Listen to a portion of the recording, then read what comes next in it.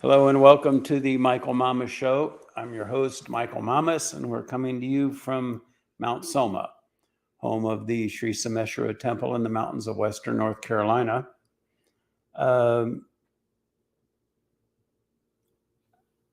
I wasn't going to really do any current events today, but I think briefly I just would like to mention a couple of things before we get onto the real topic of today's podcast. One thing is that Russia and China right now are trying to create a gold-backed currency to displace the dollar as the currency that is traded in internationally. I don't know that they'll succeed. They're both certainly China's having financial problems, but if they did succeed, that would be a major change in the world economics and financial and global security in that regard. The value of the dollar would crumble. Anyway, I don't think it'll happen, but it's something to keep our attention on, I think. The other thing is that the cartels in Mexico, in Vedic science, Sthapatya Vedic architecture, the southern entrance, one has to be very careful with the southern entrance, as I've talked about in other podcasts. In Mexico, that's all the southern entrance to the United States. And, they talk about it as bringing death and destruction and things like that. And it is interesting that with the border being so open and everything going on, it is a problem, a horrible problem. And now, evidently, the Mexican cartels, one major Mexican cartel is trying to overthrow the Mexican government, which is, staggering, really. Yeah. And then the different Mexican cartels are fighting among themselves. And one pretty strange thing is that it appears that the CIA is funding some of the Mexican cartels. And I guess the theory behind it is they're trying to get those cartels to fight the cartel that's trying to take over the Mexican government, just so that the Mexican government stays in power. I don't know. It's funny, Michael, I was just thinking of why you were talking about all of this stuff. It's like about all the infighting that we're having here. And that's when all of this stuff creeps in. And it's just like we go do that to other places. We've done it in Nicaragua, Panama, all these places where we send just Afghanistan to Russia. The CIA has made a lot of really big messes throughout the world, for sure. Yeah, well, it all to serve our interests too. But we got to remember now, it's like people are playing that same thing against us too. It's like, That's okay, true. what I mean? Yeah. China certainly is trying to undermine the United States from within in many different ways. Fentanyl, to mention just one of many. But at any rate, we could make a whole podcast out of talking about this, but let's get on with this idea of fundamentals of freedom. We do really well, even with what we've just talked about in this podcast, before we even got started, really. We do well to take a look at, how we process that. Where do we go with that? And even more importantly, I think, is why. What's the mechanics of how our minds work, how our psyches work, how our emotions function, and how things touch us in the way that they do, and why. And so it's something that affects how we metabolize all thoughts, all emotions, all experiences, everything we observe, everything we hear. And so we do very, well to, that's why I say reevaluate how we roll, how we function. and how that creates our priorities and our value system. And it's not so easy to do as it may sound. Uh, and there are many examples of that we could cite to give some feeling for the whole dynamic. But one of them is that how we function on the surface, how we behave on the surface, uh, doesn't define who we are in our essence. And that may sound, saying it that way may sound self-evident, but a lot of times people don't feel that way. If you say something stupid, or if you make a mistake, or if you do something wrong, it's very difficult to admit to for many people, particularly to themselves, to admit it to themselves, let alone to other people, because it's sort of like it creates a feeling of self-annihilation, compromise, and that's a horrible position to be in, though it's a very common one, because we all say stupid things, and we all make mistakes. But it doesn't define us as a person. You're not defined by the dumbest things that you do in life, though society can be a very harsh judge. Our peers can be very harsh judges, and that can be the way people function. And also, life is like, I like to compare it to a sailboat that tacks. If you're going from point A to point B, it's not a straight line. You go this way, then you go that way, then you go that way, and finally you arrive at the other shore. But too often, if we cast our sail in a particular direction and then we shift, we feel like, oh, what a big mistake I made, how horrible. And it's not that way. It's not that way. We have a feeling for a direction we want to go in life. And so we put the boat in the water and we move forward, and then we see where we end up and we adjust accordingly.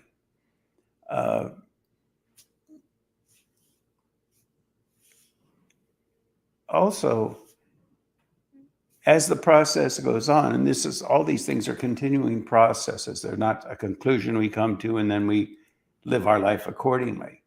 But we do well to take a look at our value system. What is really important to us? Now, for essentially everybody, what's most important is family, and okay, good. But that's valid.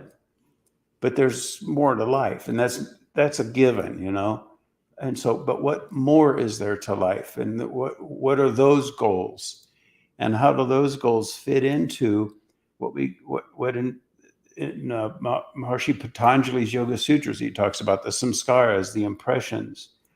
We have impressions on the mind, and they're the result of the sum total of all the karmic experiences that have imposed upon the mode of function of our consciousness, of our awareness, of our thoughts and our emotions. And those are our karma. Our samskaras are our karma.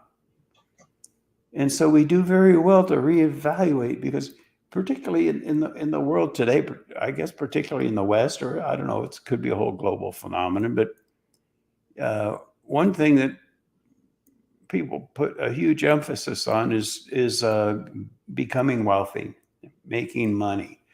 And that becomes a priority in life that overshadows what is really important in life for the individual. And we end up chasing that, dangling carrot, that ice cream cone in the sky, of trying to make money, and it overshadows our relationships with people, our relationships with life, and it compromises our real goal. And people may say, oh, what's most important to me is my family and also my spiritual growth. Well, we can say that and we can feel that on some level when we think about it, but are we really living it? How much of our life do we spend pursuing things like money or material things that aren't really as important to us as perhaps they should be? And a lot of that is the samskaras, the Michael, isn't it? impressions on the mind. Scotty? You've talked in the past about currents and things like that. Like we used to talk about the divine currents, and people that apologize, some of these things that affect how they do things. A lot of that has to do with that early on. It seems too. Like I know some people that they kind of want to be perfect, and so they're not apt to say I'm sorry or anything else. Like maybe you could, I don't know, talk about a little We bit paint about ourselves into so many different kind of corners, and it's so much about how the mind functions. Some people have to be perfect and have to appear perfect, and when they don't, it's just unbearable. Uh, they have to dress perfectly. They have to look perfectly. Their house has to be in perfect order. It becomes so dominant to their life, and it's a samskara. It's a conditioning. It's a programming. Some people become so committed to a cause or a belief, even a spiritual belief. People will pick up a book, pick up the Bhagavad Gita, pick up different spiritual literature, Vedic literature, or other spiritual literature, other religious literature, and they create a mindset, a mentality of what that means. And then they attempt to conform to that, thinking that if they can conform to their impression, their notion of what that means, then they're a spiritual person. I'd like to say, though, that echoes of truth perceived as truth hold truth at bay. And so even in the name of our pursuit of knowledge, there needs to be a humility around it. Otherwise, it becomes a fanaticism. And I've known people that they hear great lectures from great spiritual teachers and read the literature, and they create this model in their mind, and they cling so ardently to that model that even though they are meditating properly and eating properly and doing all these different things, at the same time, they're white knuckling onto this notion of what it means to be spiritual. And if they can just live up to that, then it's a lie, and so we end up lying to ourselves. Um, uh, and that is the greatest form of self-betrayal, is lying to ourselves, and so we constantly need to reevaluate. That's why I like to say, when the master speaks, it immediately ceases to be what the master said and becomes what the listener heard. And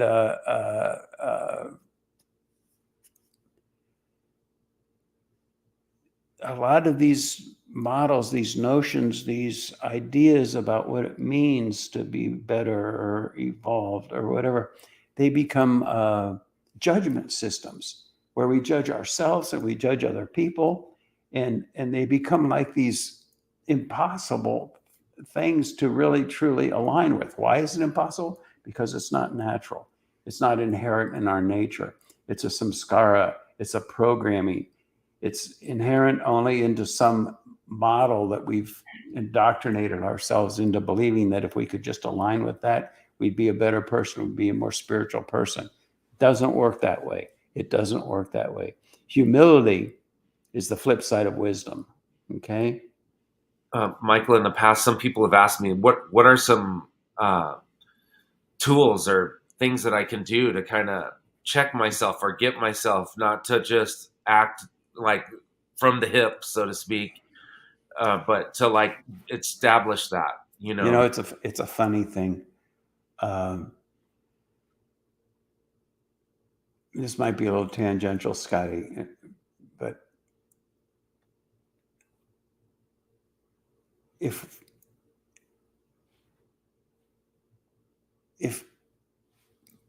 people, generally speaking, if you have a group of people and there becomes a very spontaneous consensus, if you will, of the perspective the group would have on each individual. And I say it that way because, there can be people who have issues with one another, obviously. And so if one person was to evaluate, if you will, another person, it could be coming from their some scars and from their wounding and from their bias about the person. But there is a group consensus. And if you give voice to that group consensus to the group, as long as, and then it wouldn't be harsh, it wouldn't be hateful, it wouldn't be negative, but there would be an honesty to it, and the group, I've experienced, finds it very refreshing if it's done in that honorable, respectful way, where you're also honoring the divinity that lies deeper. You see, all that stuff is on the surface. What lies deeper in every individual is the divine. And if you can see that divine and feel that, that's called love, And if you can feel that divine about the other person and also see then what they're doing on the surface by virtue of their some scars and their woundings and like that, if a person could hear that about themselves, it would be incredibly constructive, incredibly helpful. But by and large, they can't. They can't. Because it's the very thing that they're struggling so hard to live a life in denial of. For example, if a person just needs to be right all the time and needs to not let anyone see that they're compromised, inside, or however you might want to say it, to show that to them, to hold up a mirror for them to see that is just unbearable, and they don't want to hear it. So what happens is all they can do to manage all of that is to go after the messenger, reject the person that's saying it. So you see, the point is they can't hear it. I know in my years of teaching in classes, very commonly, really, somebody would come up and say, I know you can see, I see you work with people, and you can see, what's going on with them, and I can take it. Just tell me what's going on with me, And I think I always respond by saying that that just doesn't work, because there's a finesse and an art and a delicacy. We're in very subtle terrain here. Human individuals are incredibly vulnerable creatures, particularly when you start taking a look at, these things like some scars, their wounds, their issues, how they formulate a whole mindset, tiptoeing around all of that to try to feel okay about themselves. Even better than okay, feel good about themselves. And so you just can't go in there with a battering ram or a sledgehammer,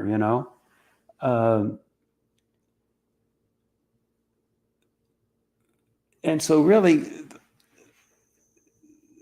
to get to what you were bringing up, it's a process of self-reflection, and it's not an easy process. It's not something you just do and say, okay, I've done that. It's an ongoing process. It's a never-ending process. And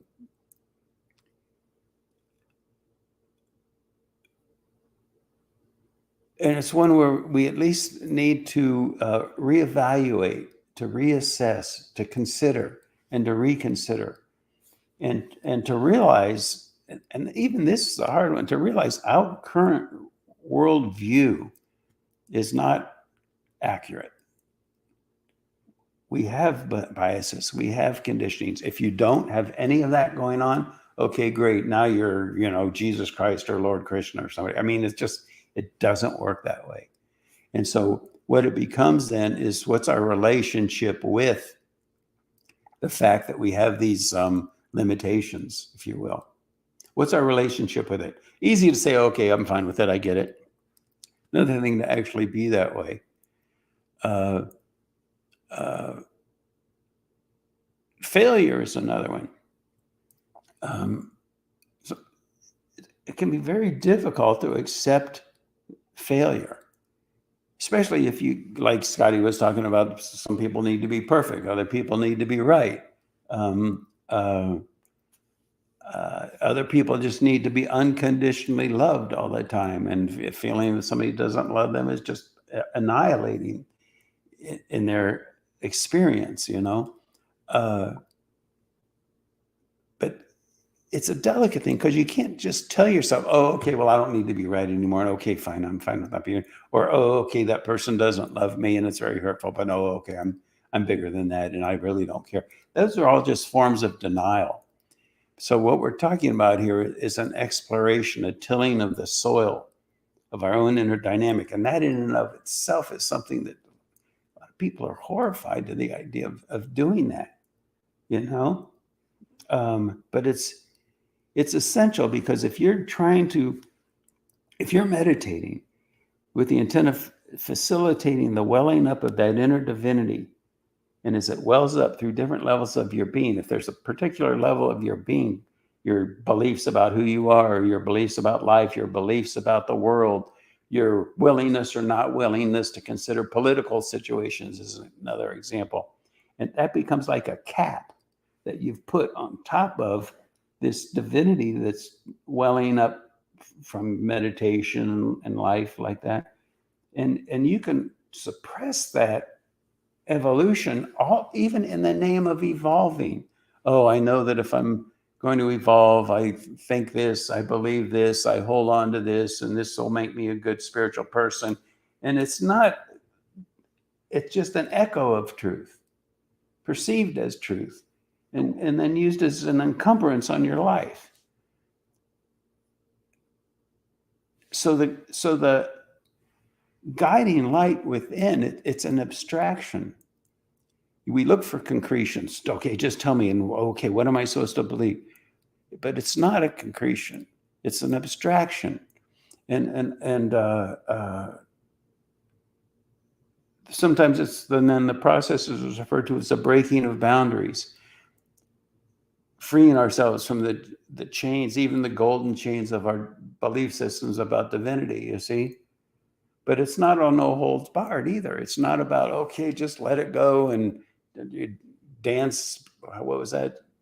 Dylan's all in it. Dance beneath the diamond sky with one hand waving free. That's not freedom. That's not emancipation. That's not living beyond boundaries, because it's all, lack of a better word, perhaps tempered, if you will, by our own inner sense of our own inner divinity. Not our emotions, even about what's right and what's wrong, but it's that which lies deeper than that, and beginning more and more to function from that place of wisdom. And humility is the flip side of wisdom. Wisdom means insight. You see, that's what I like to say, that just quoting wise quotes doesn't make you wise. True learning means moving beyond what you know. It's not just a reinforcement of what you already know. It's not just having a foundation of a belief system and then getting better and better at that belief system and piling up higher and deeper and thinking, okay, great, now I have more knowledge. Now I am more wise. That's not the way it works. Always be willing to reevaluate, reflect, ponder. And if you have a raw spot, if there's a place where you realize, man, I just can't go there, or really if people that love you, if you keep getting the same kind of feedback or the same kind of interaction, that might be, probably is, a invitation, a signpost to say, hey, maybe you should look at that. Maybe we should work with that. Uh, um,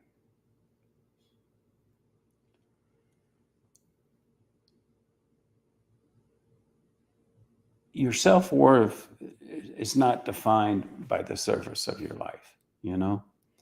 Some nice quotes I saw.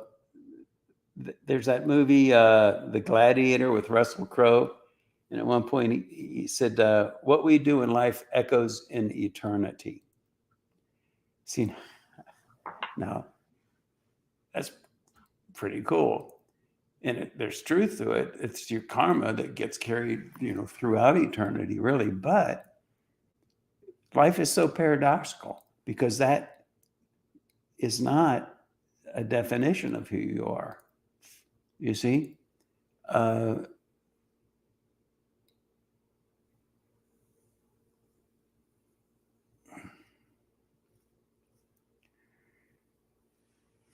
Another quote I saw that I liked said, to believe in the heroic makes heroes. But what do we mean by the heroic there? That's the key. Is the heroic based on our identity? Or is it based upon that inner knowing, that inner divinity that lies beyond our preconceived notions of what it means to be a hero? So there's so many different ways to explore this. One way might be, well, who are your heroes? Who are your heroes? And why? Why are they your heroes? And what have you projected upon them that maybe isn't even who they are, but you're projecting it upon them because that makes them conform to your preconceived notions based upon your samskaras and your conditioning. So all these things are tools for exploration. Meditation certainly is number one, but number two is exploring your value system, your belief systems. And number three is distinguishing between the intense feelings and deep feelings. Your deepest feelings are probably not your most intense feelings. Your intense feelings can be emotions that are stirred by all sorts of different things. Passion, hatred, hurt, anger. Those can be very intense emotions, sorrow, grief, intense emotions. But deep emotions are more coming from a finer fabric in life, a level of profundity. And as we go more and more deeply within, those finer feelings become more abstract. You see, truth is not a concretion, real truth with a capital T. It's an abstraction. It's not a thing. It's not things. It's not notions. It lies beyond all that. And so just this exploration, we say, well, what can we do to facilitate that? Well, this is the doing. This is part of the doing. Reflecting about the nature of these things, reflecting about the nature of life, reflecting about the nature of spiritual growth and what it really means. What it really means. Superficial notions of spiritual growth are doors wide open to a path of left-handed tantra. Left-handed tantra means, turn open your third eye so you see light flood in and you're feeling all these emotions of euphoria or whatever. It's basically heroin without the drug,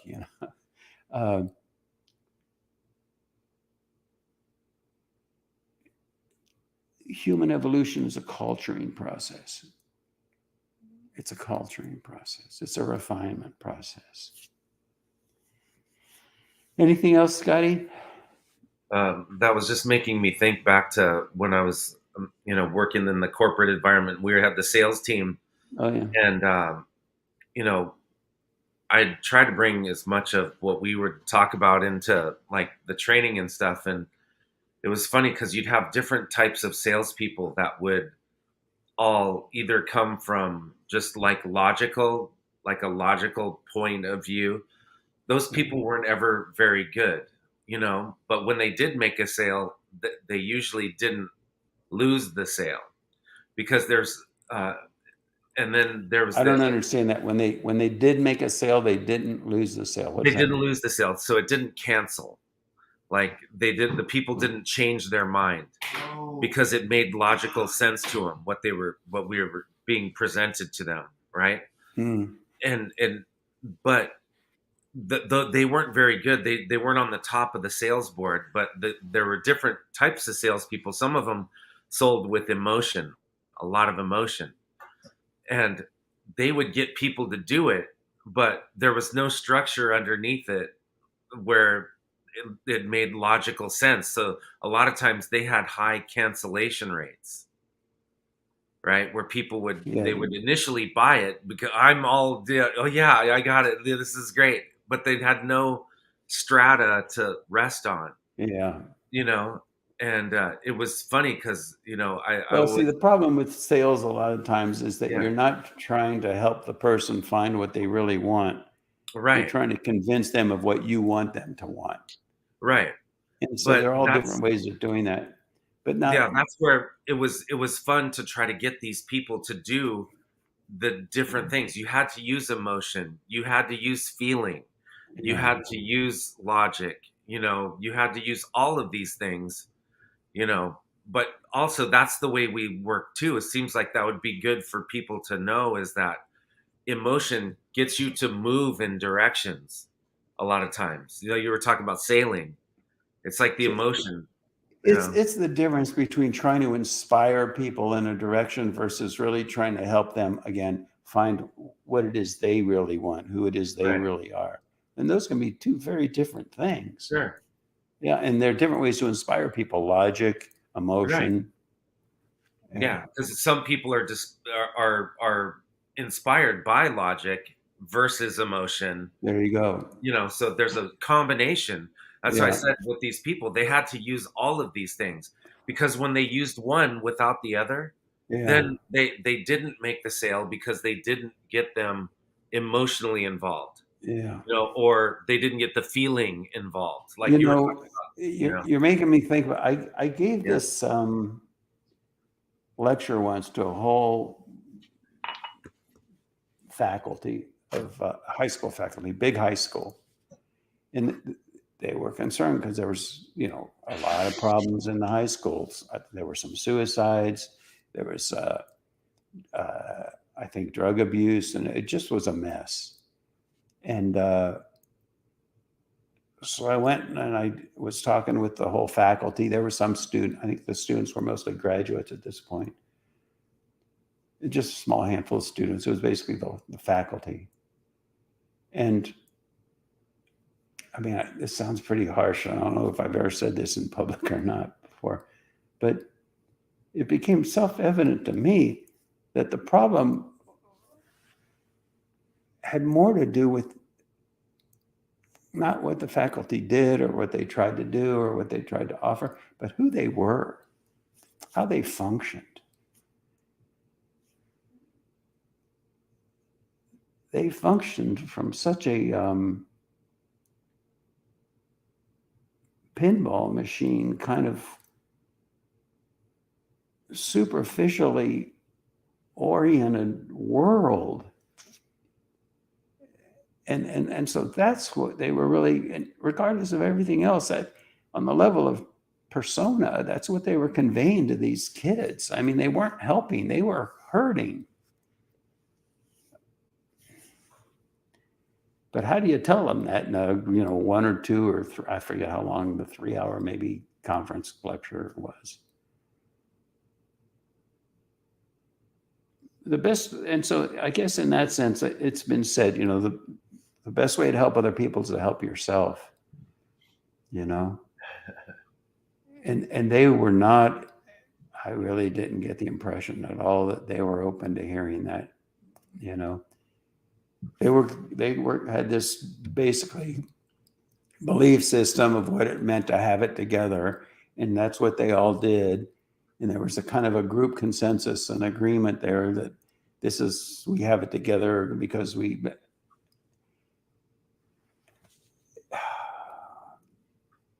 And so, how do you break through that? Um, maybe this podcast would have helped them as individuals. Does that make sense, Scotty? Yeah, no, I mean, it's Yeah. just something's got to get people, like you're talking about, tilling that soil, questioning. It's like the kids just got really into playing chess, and there's this chess.com, and so they're all playing, and one would get really excited because, oh, I got him now, and then then all of a sudden they'd stop. They take their foot off the gas, and you could tell. I was like, don't get cocky because somebody could come and get you. Yeah, And that's the thing about chess, one stupid move, even if you're yeah, way and it ahead, changes and the boom, whole you can thing. So I lose. said, it's like, always be in that, checking and looking, and never, like thinking you're there, but you're always exploring, and, trying to get that mindset in them so that they, run through the finish line, versus like, okay, I got this race, and now I'm going to let off the gas, and I'm going to walk through the finish. It's Well, so somebody, much about being open to yeah, that which lies beyond your current um, world of acceptability. It's easy to function if you stay within the world of what's acceptable to you, but where's the growth in that? And again, it's not about blowing it open. It's a subtle thing, and it's become so paradoxical. The whole world is paradoxical. It's having strong opinions, but being opinionless. It's having passion, but being passionless. And I guess the best way to say that would be that your opinions, your passions, they come up from the depth of your being. They don't come up from a field of programming, of indoctrination, of samskara, And even thinking about that, even working with that, even be willing to take a look at it. Few people are, and even fewer are capable, really, of doing it in a highly effective manner. So we just do our best with it. We just do our best with it. All right. I think that's it for this week. Anything else, Scotty? no, that was Okay. a And mouthful. we'll talk with you again next week. Thanks for listening. I hope you found this helpful, and we'll talk with you again next week.